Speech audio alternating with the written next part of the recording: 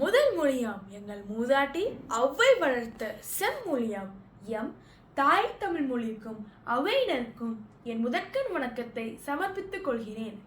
அனைவருக்கும் என் பணிவான வந்தனங்கள். என் பேர் வைபவி சேனன், 7ஆம் ஆண்டில் கற்கிறேன். தமிழன் என்று சொல்லடா தலை நிமிர்ந்த நில்லடா என்பது வீரமொழி. தமிழர் என்ற இனமுண்டு, தனி அவருக்கு ஒரு குணம் உண்டு என்றால் நம் கவி நாமக்கல் கவிஞர்.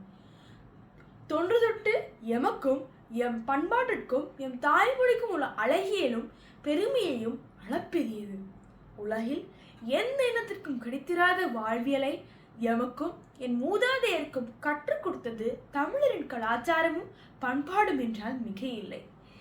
பண்பாடு என்றால் பயிர் விளைவிக்கிற நிலத்தை உழுது பயன்படுத்துவது போல நம் வாழ்க்கையில் நாம் கடைபிடிக்க வேண்டிய நன்னெறிகளை புகட்டி சிறந்த வழியில் வாழ வழிகாட்டுவதே ஆகும். பெண்களை மதித்தல், மூத்தோரை வணங்குதல், கல்வியின் சிறப்பு, நட்பு, போர், வீரம் என்ற அனைத்திலும் மங்காத தனிப்பெருமை கொண்டது எமது தமிழர் பண்பாடு. வாழ்வாங்கு வாழ வழிகாட்டும் திருக்குறள் எனும் நன்னூல், அதாவது அணுவை துளைத்து என் கடலை புகட்டி குருகத்தைத்த குரல் என்று பொய்ப்பாட்டியால் சிறப்பிக்கப்பட்ட உலக பொதுமறையாம் திருக்குறள் தமிழர் பண்பாட்டினை எப்படி சிறப்பிக்கிறது என தெரியுமா?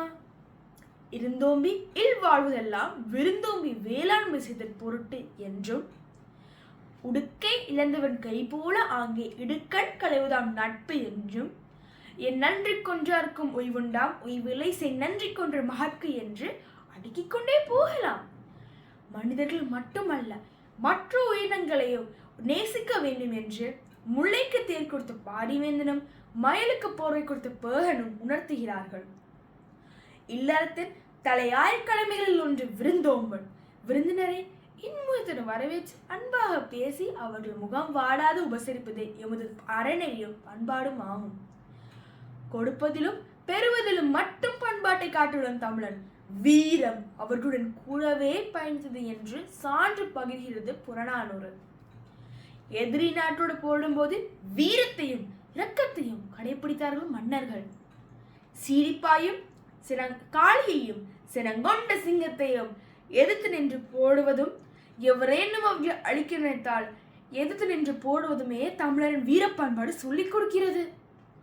போரில் புறமுதுகிட்டு ஓடுவது கோழைத்தனம், நேரிட்டு போரிட்டு அம்புபட்டு வீழ்வதை தன்மானம் என்று வாழ்ந்து நல்லவா மரத்தமிழன்.